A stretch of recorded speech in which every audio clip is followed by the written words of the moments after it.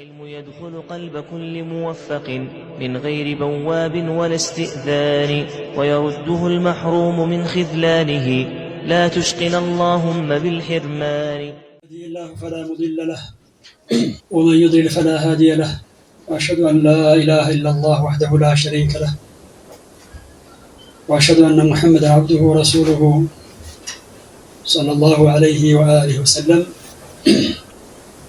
الله سبحانه وتعالى يتكبر القرآن لا يا أيها الذين آمنوا كتب عليكم الصيام كما كتب على الذين من قبلكم لعلكم تتقون له. إن أنت من أجوز بوجهي صوم بنا أنت لا تصافى تلنقق كما كتب على الذين من قبلكم كان أنت بفيد بنبر زبوت لأن يتصافى كله لعلكم تتقون. الله سبحانه وتعالى أنت فروزا يمترش وقبيه هنا الله سبحانه وتعالى المفرات عليها كمجب كما تتمتاك وبتشاون يتمم يدرسهم. لذين النبي صلى الله عليه وآله وسلم عند حديثات شولاي من لم يدع قول الزور والعمل به فليس لله حاجة في أن يدع طعامه وشرابه. يوشة نقر يالتوسو بس ثم مسرات يالتوسو الله سبحانه وتعالى يسو كمجب كما تتمتاك براي قد يلوم إذا لا تياك ينسى يجرال حاجة يلوم تبرو سبال سلازي باقبابو يصوم سولي الله سبحانه وتعالى حاجة علونا حاجة ሁለተኛ ይሆናል። አንደኛ ራስን ልትጠቅም የምትፈልግበት ሁለተኛ ሌላውን ልትጠቅም የምትፈልግበት حاجة እዚህ ላይ ተፈልገው እሱ الله سبحانه وتعالى እሱን ለመጥቀም ለመማር ደረጃውን ከፍ ለማድረግ ጉዳይ አይኖርም። ለማንኛውም በዚህ በተከበረ ወር የተፈለገው ሁሉ እየተሰራ ወደ መላስ የመጣ ሁሉ እየተተፋ የሚፈልገውን ነገር አገኛለሁ ብሎ ማሰብ የሚታሰብ አይደለም በጭራሽ። አለመብላት አለመጠጣትማ ከታሰረ እንስሳውን ሊመነጭ ይችላል። ለማንኛውም አላህ Subhanahu Wa Ta'ala ያሳለፍነው አንቀጽ ላይ ግልጽ እንዳደረገው ለዓለኩም ተተቁን አላህ Subhanahu Wa Ta'ala እንተፈሩ ዘንድ ተቅዋ ብሎ ማለት ዑለማ እንደሚሉት በአንተና በአላህ Subhanahu Wa Ta'ala ቅጣት መካከል ግርዶን ማድረግ ነው። ከልካይ ነገርን ማድረግ ነው። መጠበቂያን ማድረግ ነው። ይህ ደግሞ ዋጅብ ነገርን መፈጸምና ሐራም ነገርን መራቅ ነው። የሚገርመው ነገር በዚህ በተከበረ ወር በአግባቡ የሚጾመው ጥቂት ሆኖ ያለ አንዳንድ ሰዎች ግን ትልልቅ ወንጀሎችን ጭምር የሚዳፈሩ ሆነው እንመለከታለን። ወለያዱ ቢላህ ይሄ ሁሉ እንግዲህ የጾም ልብ ምን እንደሆነ ስላልገባቸው ተከንትሮ መዋል የሚጠቅም አይደለም ማለት ነው። ለዚህማ ነው አንዳንድ ዑለማ ጥቂት ቢሆኑም እንኳን እንደ ሐሜት የመሳሰሉ ትልልቅ ወንጀሎች ጾምን ያፈርሳሉ ብለዋል። ጾምን ያፈርሳሉ። ሌሎች ዑለማ ግን የሚያፈርሱ አይደሉም። ምግብ መጠጥ እንደሚያፈርሰው የሚያፈርሱ አይደሉም። ነገር ግን ከጾምህ አጅር እንዳታገኝ ያደርጋሉ ብለዋል። አላህ Subhanahu Wa Ta'ala ለያየ አንቀጽ ላይ በተቅዋ ባሮቹን መክሯል።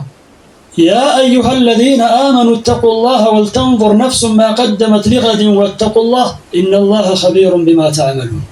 إن أنت يأمناتشوف ويا الله سبحانه وتعالى الله نفروا يا أيها الذين آمنوا اتقوا الله ولتنظر نفس ما قدمت لغد نفس لنجا ياس قدمت شون يمتسرون تملكت نجا الله سبحانه وتعالى فيت بمتكم جزين من يزه دمتكم زاري بدم بالتاتي يقبها واتقوا الله بلو الله سبحانه وتعالى داقم بتقوى مكر مجمرا بمكر يا أيها الذين آمنوا اتقوا الله بلو مكر واتقوا الله إن الله خبير بما تعملون. الله سبحانه وتعالى بمتسروت نقر لي خبير نو يوست أواكي نو بس لا يمدبك عنداش نقر يلم بس لا يمدبك عنداش نقر سلا يلم ما نبي صلى الله عليه وسلم اتق الله حيثما كنت برعالج يتم بوتابتون الله سبحانه وتعالى نفع الله مياملت يلم كالله لتدبك ومتشن عنداش نقر ينور منه كراسه مدبك لكل يشلا በርካታ ነገርን ሰርተህ ልትዘነጋ ትችላለህ ትዘነጋለህ لا يضل ربي ولا ينسى ነገር ግን አላህ Subhanahu Wa Ta'ala አይሳሳትም አይረሳም ነብዩ ሰለላሁ ዐለይሂ ወሰለም አንድ ሐዲስ ላይ رغم أنف رجل كسر ብለዋል ምን አይነቱ ሰው دخل عليه رمضان በሱ ላይ ረመዳን ገባ ثم انسلخه ከዚያም ወጣ ረመዳን قبل أن يغفر له الأرسو مهرة سيد درق الله بفيت طيب مهرة اندي درق الله ምንድነው ማድረግ ያለብህ? ነብዩ ሰለላሁ ዐለይሂ ወሰለም ሐዲታቸው ላይ አስተምረዋል። من قام رمضان إيمانا واحتسابا غفر له ما تقدم من ذنبه አይኖችህን ምላስህን ከመጠበቅ ጋር من قام ረመዳንን የቆመ ሰው መጠበቅ ካለብህ ሐራም ነገር ከመጠበቅ ጋር ሌሊትን የቆምክ እንደሆነ ኢማንን واحتسابا ግን በኢማንና አላህ Subhanahu Wa Ta'ala ዘንድ አጅርን አገኛለሁ ብለህ غفر له ما تقدم من ذنبه ለርሱ ያለፈ ወንጀል ባጠቃላይ ይማርለታል። በተለይ የረመዳን የመጀመሪያዎቹ ቀናት ትልቅ ተጽዕኖ ይኖራቸዋል በተቀሩት ቀናት ላይ ማለት ነው። ይሄ ወር የተከበረ ወር ነው። እዚህ ወር ላይ የሚሰሩ መልካም ነገሮች አጅራቸው እጥፍ ድርብ እንደሚሆኑት ሁሉ በዚህ በተከበረ ወር ላይ የሚሰራ ወንጀል ቅጣቱ እጥፍ ድርብ ነው የሚሆነው። ዑለማ እንደሚያወሱት በዚህ በተከበረ ወር ላይ እንደፈለክ መናገር፣ በተለይ ሐሜት የሚባለው ነገር ማለት ነው። አላግባብ ሰዎችን ማንሳት፣ የሌለባቸውን ነገር መጫን፣ ወደ ሐራም ነገር መመልከት፣ ይሄ ነው እጅጉን የበዛው ደግሞ በዚህ ዘመን። ሐታ ደህና ተብሎ የሚታሰበው አንዳንድ ሰውም እዚህ ጥፋት ውስጥ ገብቶና ያለን አላህ Subhanahu Wa Ta'ala ብቻ ነው ጠባቂ። ኢንተርኔት የሚባል በሽታ እስካለ ድረስ ነገሩ ከባድ ነው። ለማንኛውም በዚህ ወር አይኖቻችንን እንጠብቅ፣ ምላሳችንን እንጠብቅ ተገቢ ነው። አለያ ቅድም እንዳልነው ተከንትረህ ትውላለህ እንጂ የምታገኘው ነገር አይኖርም። በል ከፊል ዑለማ አሁንም ቅድም እንዳልነው ጾምን ያበላሻል ብለዋል። ምንም እንኳን በርካታ ዑለማ ጾምን ያበላሻል የሚለው አቋም ደካማ መሆኑን ግልጽ ያደርጉ። ሌላው ትናንት ያነሳነው ነገር ነው። ጾሙ ራሱን በተመለከተ ሊሆን ይችላል፣ ቲላዋን በተመለከተ ሊሆን ይችላል፣ ዒባዳን በተመለከተ ሊሆን ይችላል። እዚህ ሁሉ ላይ ኢኽላስ ያስፈልጋል። የአላህ Subhanahu Wa Ta'ala ፊት ፈልገህበት ነው ልትሰራ የሚገባ። አንዳንዶቻችን ስንቴ ختምክ ስንቴ እንዲህ አይነት ነገሮችን እናበዛለን። ይሄ ሁሉ አስፈላጊ አይደለም። የሚጨረሰው የሚختመው ይህን ያህል ختምኩ ብሎ ለመናገር አይደለም።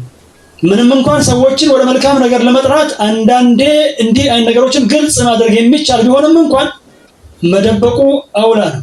ኢኽላስ ሲባል ስራ ከመስራት ብቻ ሳይሆን ስራ ከሰራህ በኋላም ያስፈልጋል። ስራ ከመስራት በፊት ቆም ብለህ ታስባለህ። በዚህ ስራ በርግጥ የአላህ Subhanahu Wa Ta'ala ፊት ተፈልጎበት ነው ወይ? ይህንን አልፈህ ስራን ሰራህ አይደል? ከዛ ቆም ብለህ ታስባለህ እንደገና ለምንድን ነው መልካም ስራዎችን ግልጽ የማደርገው? ለምን እናገራለሁ? ለምን እጽፋለሁ? ምክንያቱም ከስራም በኋላ ስራን ማበላሸት ሊከሰት ስለሚችል ማለት ነው። ከስራ በፊት ብቻ አይደለም። ስለዚህ ኢኽላሱ ከስራ በፊት ስራ ከመጀመሩ በፊት ስራውን እየሰራን ከስራም በኋላ ያስፈልጋል። ይሄ ባብ ትልቅ ጁህድን የሚሻ ባብ ነው ኢኽላስ ተብሎ የሚባለው ነገር ማለት ነው። ሌላው ነገር በዚህ በረመዳን ልንጠበቅ ከሚገባ ነገሮች ውስጥ አንደኛው አንዳንድ መስአላዎችን በተመለከተ ከወንድሞች ከእህቶች ጋር ጭቅጭቅ ውስጥ መግባት። ለምሳሌ ተራዊህ ቁጥርን ብንወስድ ማለት ነው መስአላው ፊቅህይ ሆኖ እያለ ምንም እንኳን አንዳንድ ዑለማ ከ11 በላይ መጨመር ቢድዓ ነው ብለው ቢሉም በርካታ ዑለማ እንደሚቻል አስቀምጠዋል። ለማንኛውም አውላው 11 ነው፣ በ11 ላይ መቆም። ይሄ ብቻ አይደለም፣ ሌሎችም ርዕሶች አሉ፣ የፊቅህ ርዕሶች ማለት ነው። እነዚህ ርዕሶች ላይ ከወንድሞች ጋር ጭቅጭቅን መፍጠር አያስፈልግም በጭራሽ። ጭቅጭቅ የሚባለው ነገር በረካን የሚያጠፋ እንደሆነ በተጨባጭ የምንመለከተው ከመሆኑ ጋር የነብዩ አለይሂ ሰላቱ ወሰለም ሐዲሶች ወደዚህ ይጠቁማሉ። አንዳንዶች አሁን በጠቀስነውና በመሰል ርዕሶች ላይ ሰዎችን አለልክ ማውገዝ ደረጃ ላይ ሁሉ ይደርሳሉ። የነሱ ተቃራኒ የሆነው አቋም የሙብተዲዎች አቋም እስኪመስላቸው ድረስ ማለት ነው። ከነዚህ መስአላዎች ውስጥ አንደኛው በቁኑት ወቅት እጅን ማንሳት ነው፣ ለማእሙሙ ማለት ነው። እዚህ መስአላ ላይ ዑለማ ተለያይተዋል በመሰረቱ ማለት ነው። ለምሳሌ እነ ሼህ መሐመድ ራጅሑ ተመራጩ እጅን አለማንሳት ነው ብለዋል። ምክንያቱም አልመጣም በመሰረቱ ነብዩ አለይሂ ሰላቱ ወሰለም ቁኑት ላይ እጅን አንስተዋል የሚል ማስረጃ የለም ብለው ይላሉ እነዚህ ዑለማ። ነገር ግን ከነ ዑመር ኢብኑ ኸጣብ ተገኝቷል። ከነ ዑመር ኢብኑ ኸጣብ ቢገኝ ደግሞ እንደገና ማእሙሞቹ ግን እጅን ያነሱ ነበር የሚል መረጃ አልመጣም ብለው ይላሉ እነዚህ የሚከለክሉ ዑለማ። ከዚህም ጋር ግን የፈቀዱ ዑለማ አሉ። እንደዚህ አይነት የፊቅህ መስአላ ላይ ጭቅጭቅ ውስጥ በምትገባ ጊዜና ሌሎችን ማነወር ውስጥ በምትገባ ጊዜ አንዳንድ ሐሜት ውስጥም ይገባል። በጣም ስሜታዊ በምትሆን ጊዜ ማለት ነው። እንዲህ አይነት ነገሮችን ልንርቅ ይገባል። ሐታ ሙኻሊፎቹ የኛ ተጻራሪ አቋም የያዙ ሰዎች በእኛ ላይ ያሉትን ቢሉም እንኳን እኛ ግን ይህንን መሰረት አድርገን ወላእና በራእ ልንቋጥር አይገባም። ጥንቃቄ ያስፈልገዋል። ተጻራሪ አቋም የተሸከመ ሰው ያለውን ሊል ይችላል። እኛ ግን ፊቅሁ ማነው መስአላው ፊቅህ እስከሆነ ድረስ ይህንን ዑለማ የተለያዩበት ከሰለፍ ጀምሮ ዑለማ የተለያዩበት ጉዳይ በመሆኑ ይህንን ነገር መሰረት አድርገን ሰዎችን አላግባብ ልናነውር አይገባም። እንደ መስአላ ግን መስአላውን ብናነሳ ራጅሑ ይሄ ነው አይደለም ብለን ብንል ለማን ዑለማ እንደሚሉት ማለት ነው። والله اعلم።